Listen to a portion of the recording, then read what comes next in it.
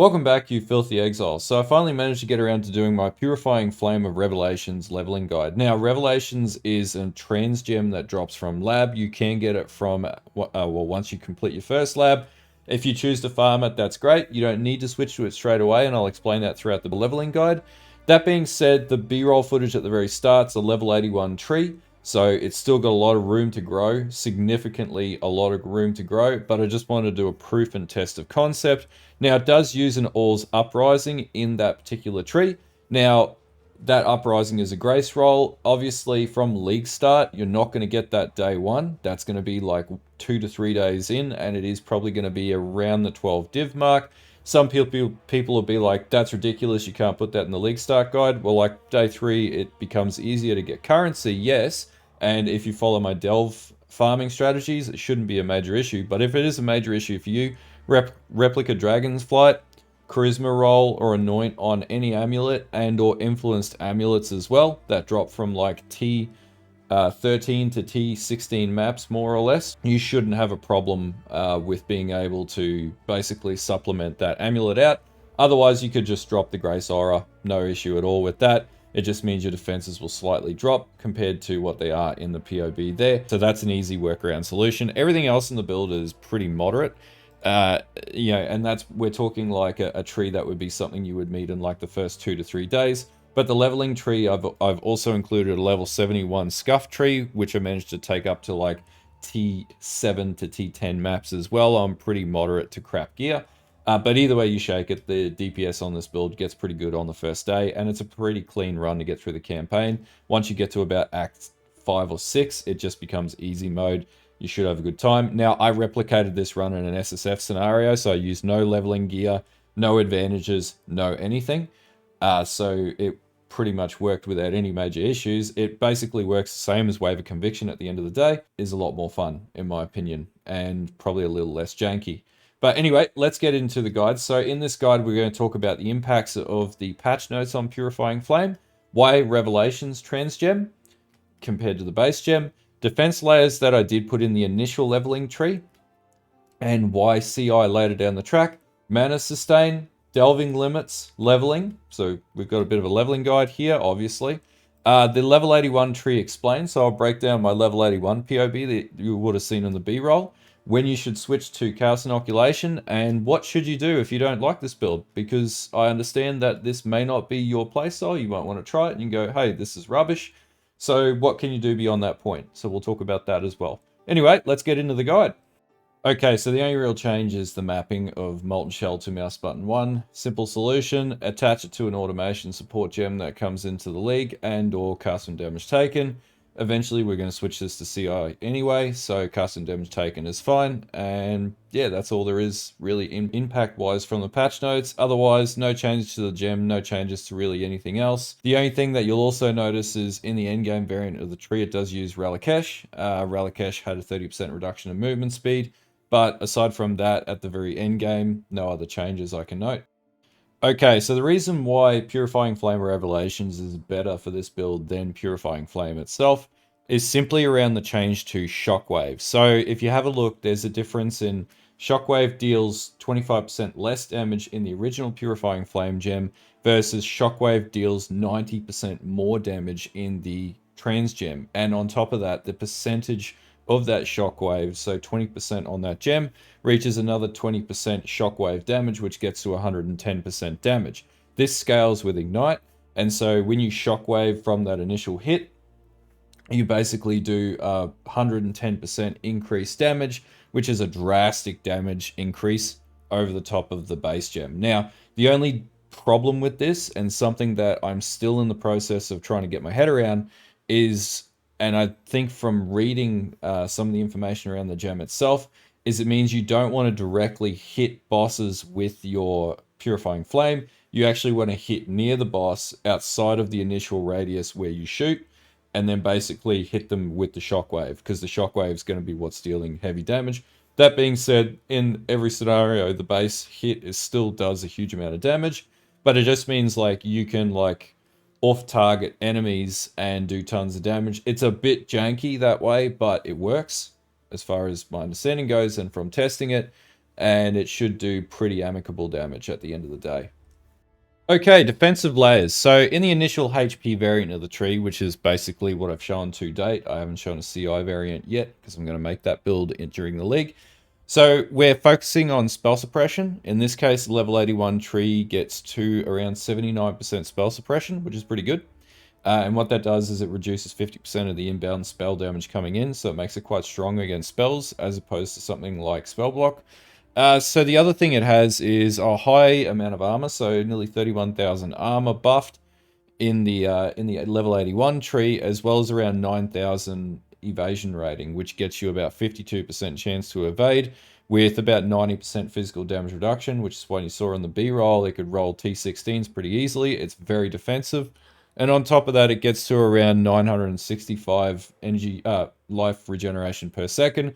So coupled on top of evasion and armor hybrid gear, on top of spell suppression, there's a ton of life regeneration as well. So you can run around with less than 3,000 HP and be pretty much okay.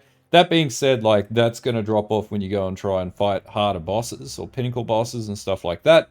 But it's plenty of room to move from level 81. So level 81 is very deficient from an endgame standpoint. So if you did choose you just want to do the HP tree, you could take it pretty far from that point. Now, on Chaos Inoculation Conversion, for anyone who doesn't know what CI is, basically it's a node, it's a keystone node in the tree. It converts all of your health to 1, except then you're immune to chaos damage, which includes poison damage.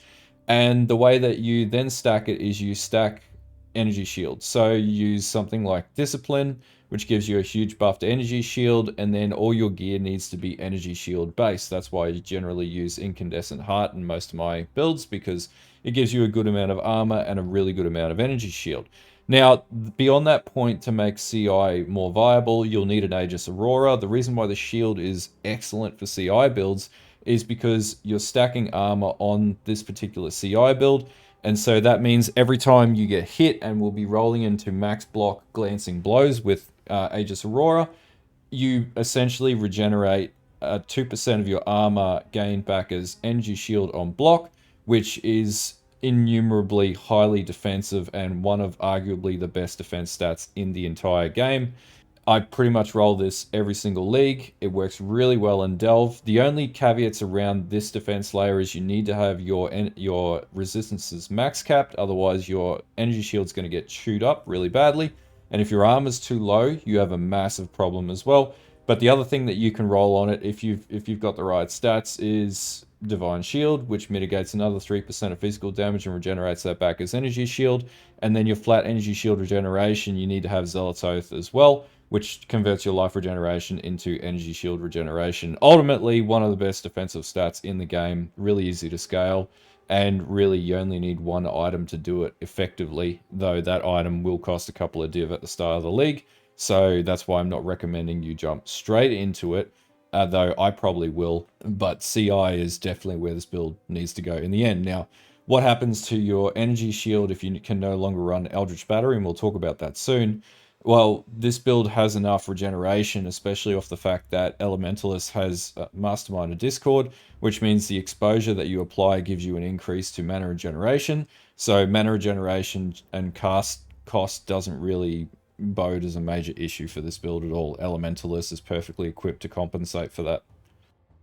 Okay, so mana sustain for this build. Initially in the HP tree I've provided, you're going to move to Eldritch Battery pretty early on, so that's going to compensate, so you just need to run ES gear to convert that to your mana pool, which allows you to run a Divine Blessing as well later down the track once you get past about 700 ES on your mana pool.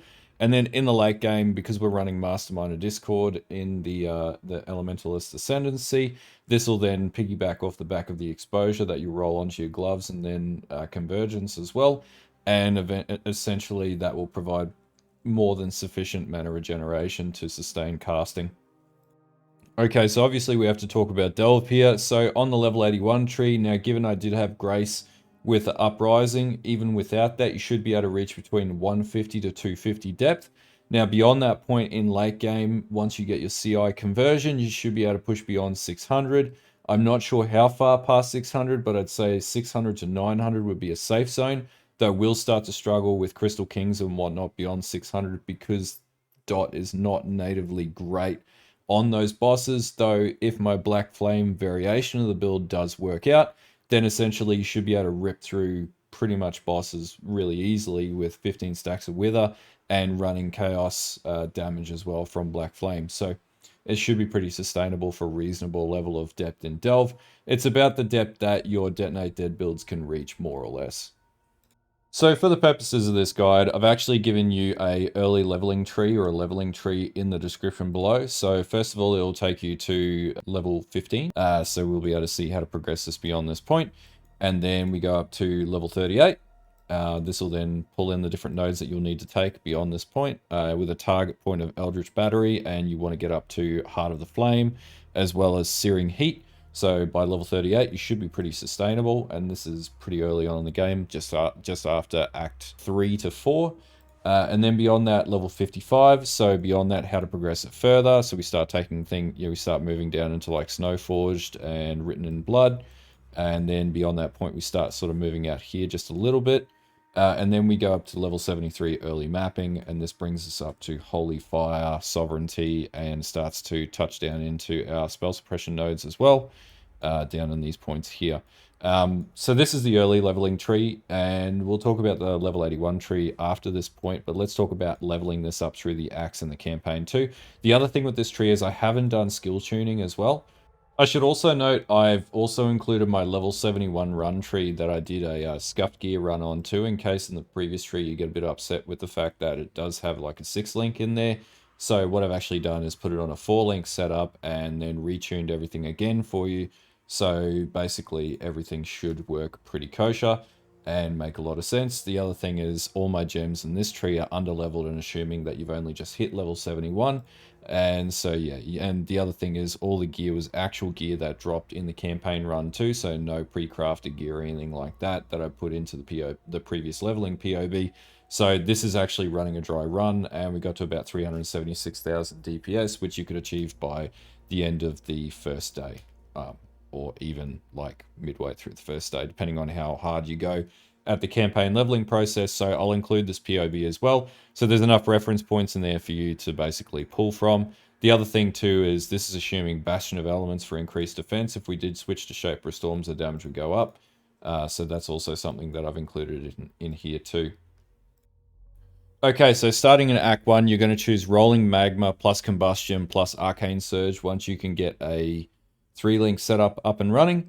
Then you're going to equip Flame Wall as well, so you can shoot your Rolling Magma through the Flame Wall. I also use Clarity, Vitality to get my sustain for both mana and life regeneration up. I equip Flame Dash early on, and just for good measure, you'll get access to a Purifying Flame Gem. I'd recommend just putting this in a spare blue socket so you can level this up as you progress through the early game, so you can convert to Purifying Flame either in the latter half of Act 2 or into Act 3.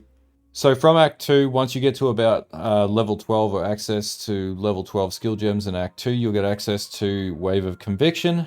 So then you'll roll Combustion plus Cruelty and Wave of Conviction, and if you can, Unbound Ailments, and this will replace out your Rolling Magma setup. From this point, you'll also equip Herald of Ash. In Act 3, you're going to go and do the library quest, which will give you access to Sosha. Now you can get access to a bunch of skill gems that you previously don't natively get access to as the Witch early on when you're doing a clean run. And beyond this point, you're going to remove Clarity because you will no longer need it. You should have Eldritch Battery at this stage, and you're going to replace that with Determination so you can start stacking armor. Next, you'll equip Flammability Curse, so you can pop this on enemies as you're leveling, and you want to equip Molten Shell. Now, I'm not too sure when the Automation gem will become available, but if you can apply either Automation to this, or, well, at that stage, level 38 is when you get custom damage taken, so if you can apply Automation to this, then you'll be opting to apply Automation, so you don't have to self-cast this anymore, considering the change in the patch notes to mouse button 1 mapping. Okay, so once you're in Act 4, you should be able to finally do your first Eternal Labyrinth to ascend to the Elementalist Ascendancy, and you want to take Shaper of Flames. This will give you a 100% chance to ignite pretty much everything you touch with any skill you use. Now, this is the point when you can switch to Purifying Flame, because then you'll have a 100% absolute ignite on everything that you basically fight. And beyond this point, also, you might want to consider farming some more labs so that you can get Purifying Flame of Revelation. Though this isn't necessarily needed, you can get this later down, but you will eventually have to either get this via this means, or you'll need to save up any chaos you get to buy it, depending on what the price of it's going to be on the market. I'd say, in talking to other people, it takes anywhere up to 30 runs sometimes to get the right gem to roll, but also I'm not too sure about the rarity of Purifying Flame of Revelations yet, so I guess we'll find out the hard way when we do the run on League Start. For Act 5, no major milestones to be met here, just keep leveling up, keep maxing out resistances, and balancing HP and armor and upgrading your gear. For Act 6, same as Act 5, just keep balancing. Now, you should be able to do your second Ascendancy at this stage. I would take Shaper of Storms at this point to increase your damage, but what you'll eventually need to do by the time you do your second and your third Ascendancy, you'll do Mastermind of Discord on your third Ascendancy, and then I would respec Shaper of Storms into Convergence, and then make Shaper of Storms your fourth Ascendancy point. So there's a little bit of moving between the Ascendancies here to optimize damage throughout the campaign and into endgame leveling.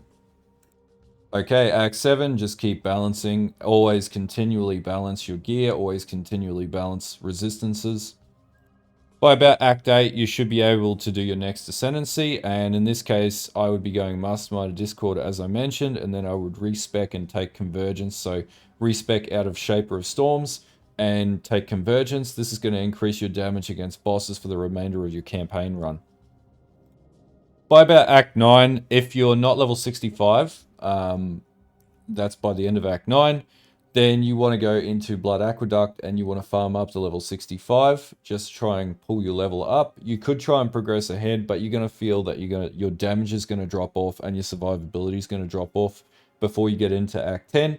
And it's going to be a little painful when you get into mapping as well as accessibility to gear. It's a good time to just pull back at this stage and basically get up to level 65. So you start Act 10 at a pretty high level, and then basically you can pull forward and just have a nice clean run for the rest of the campaign until you hit early mapping.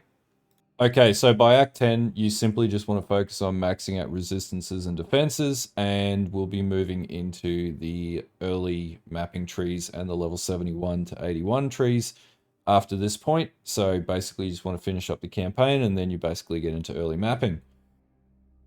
Okay, so this is my level 71 tree, and we'll just briefly step this through to give you a bit of an idea of where you need to progress. So if you've done the leveling through the campaign and you've followed those trees to progress to this point, then basically from this point, you're going to be looking to gear up.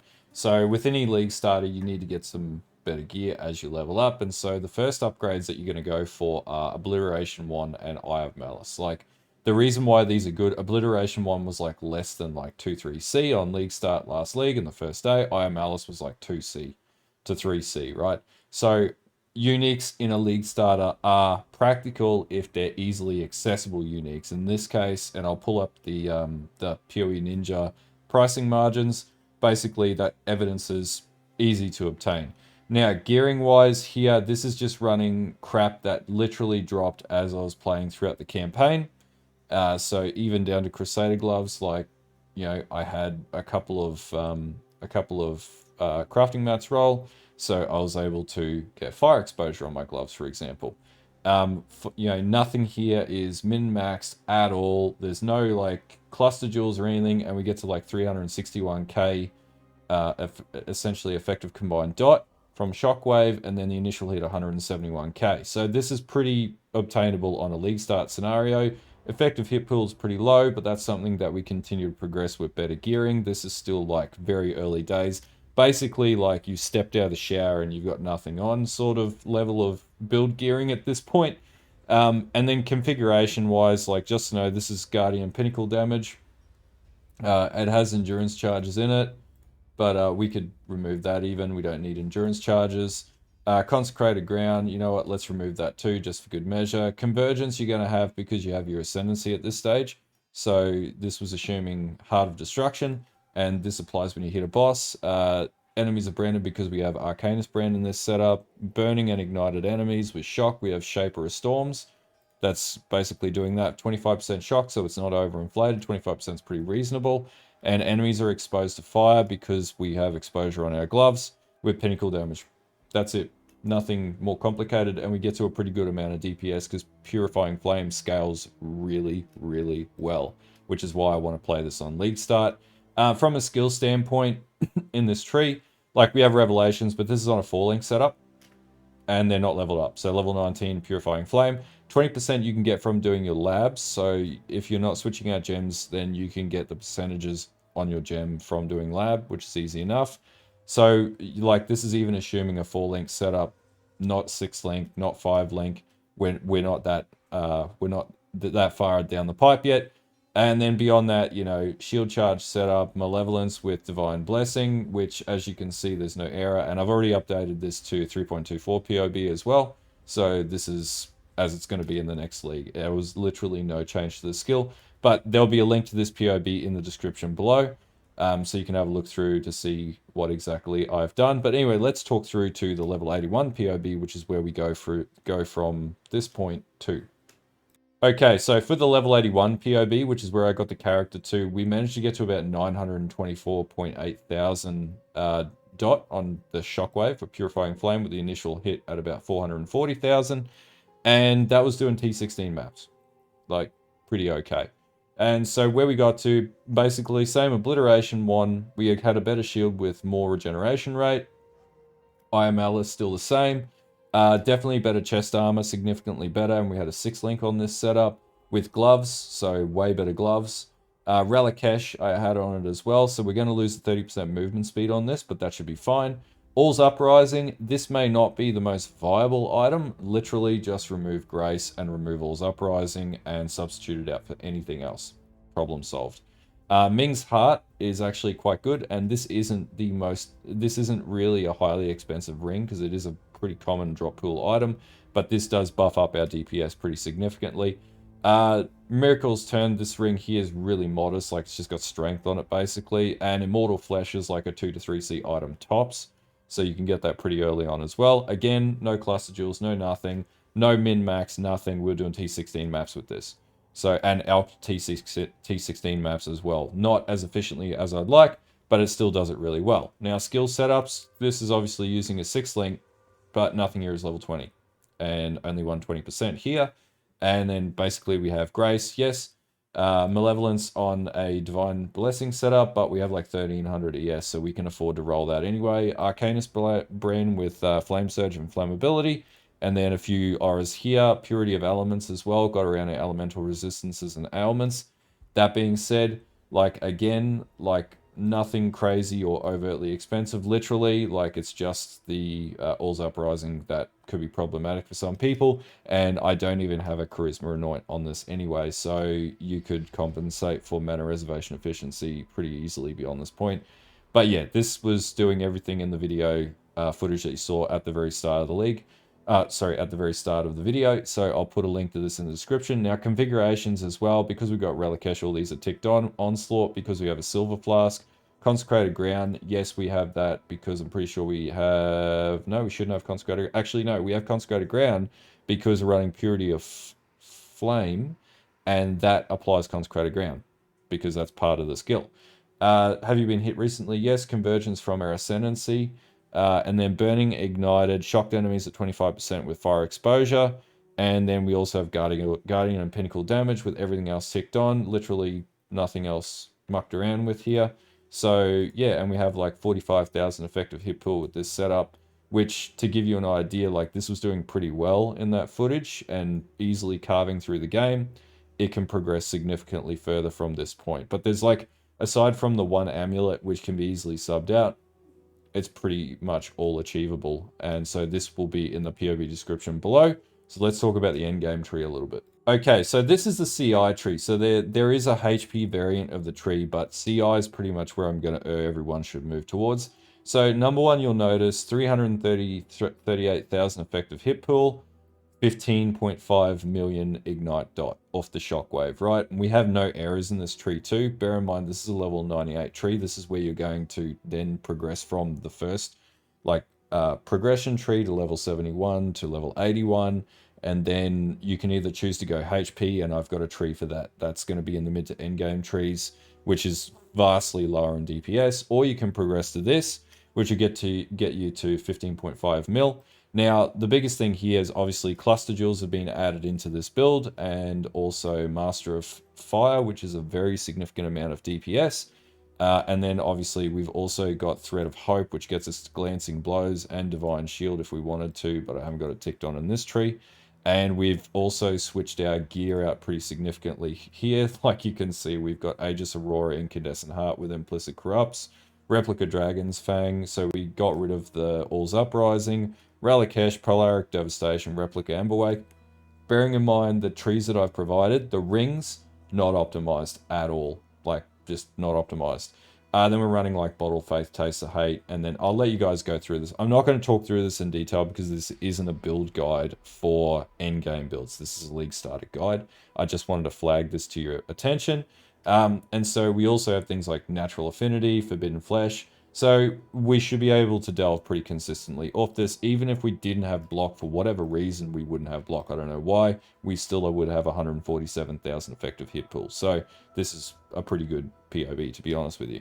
Then beyond that point, we have Time Spent Stationary. We're running Nature's Patience, which is on the tree here. So we're standing still when we cast because we're just going to sit there and just cast shockwaves everywhere. Flask Active, on Consecrated Ground, nearby enemies are 10, killed recently, hit recently, Convergence, yes. Burning Ground, Ignited, Shocked because we still run Shaper of Storms. And then we have enemies are covered in ash. This is coming from Polaric Devastation because of where it sits in the rings. On Consecrated Ground, we have Bottled Faith, which is triggering this. We have Effective Shock at 30%. Let's just change that to 25 in case someone wants to go me on that, because we have Shaper of Storms. Guardian and Pinnacle Boss damage. Bing, bang, boom, done. Very easy build to get working.